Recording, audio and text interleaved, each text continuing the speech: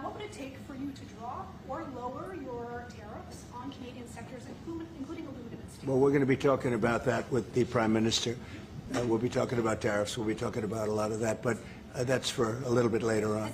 Let's acknowledge our great ambassador. Is he doing a good job? He's doing a good job. Otherwise, I'll get him out of there so fast. In your opinion, why has Canada and the United States failed to reach an agreement up until now? Well, it's a complicated agreement, more complicated maybe than any other agreement we have on trade, because, you know, we have natural conflict. We also have mutual love. You know, we have great love for each other. I love this. I love Canada and the people of Canada, and Mark feels the same way about here. The problem we have is that they want a car company and I want a car company, meaning the U.S. wants a car company, and they want steel and we want steel. And, you know, so in other countries, they're very far away, and there's no problem. You can compete and you can do.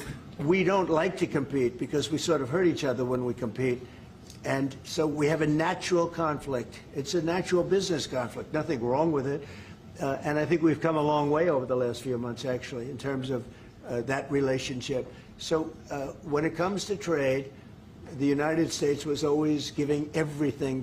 They gave everything to Canada. They would, you know, let car companies leave here and go to Canada.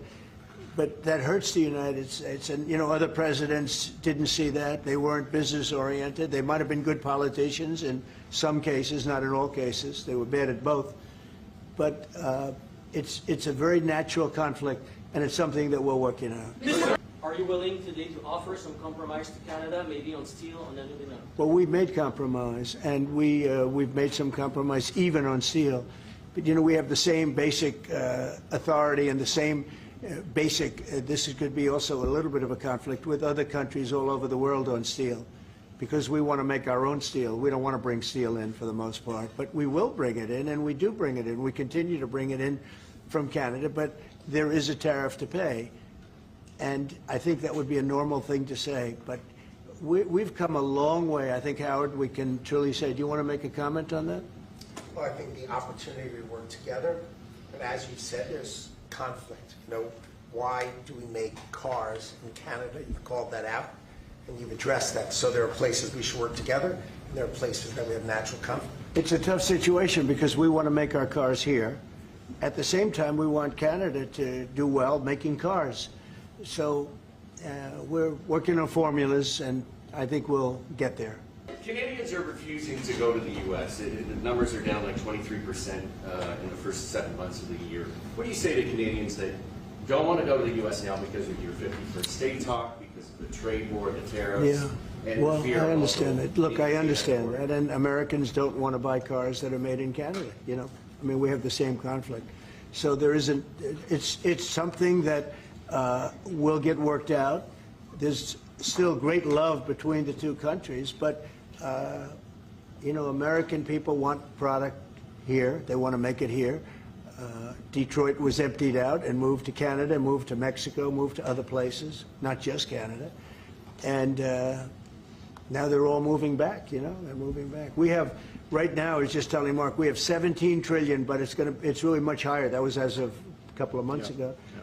We have over $17 trillion being invested now in the United States. As an example, Biden, he was the worst president we've ever had, but they had less than $1 trillion in 4 years.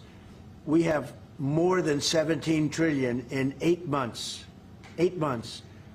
And I think that number is going to be $21, $22 trillion. There's never been anything like that in the history of the world for any country, not even close. You know, if you did 1 trillion in a year, that's pretty good. We're going to do over 20. And it's coming in with AI, it's coming in with auto plants. You know, we're building auto plants, a lot of auto plants in the U.S. It's coming in for a lot of reasons. It's coming in because of the fact, I think the November 5th election was a big factor, and I think the tariffs are a big factor.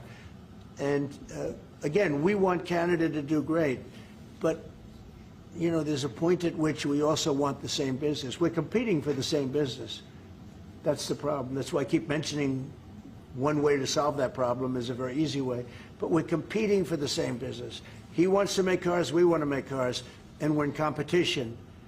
And the advantage we have is we have this massive market. So it's a you know, it's quite an advantage.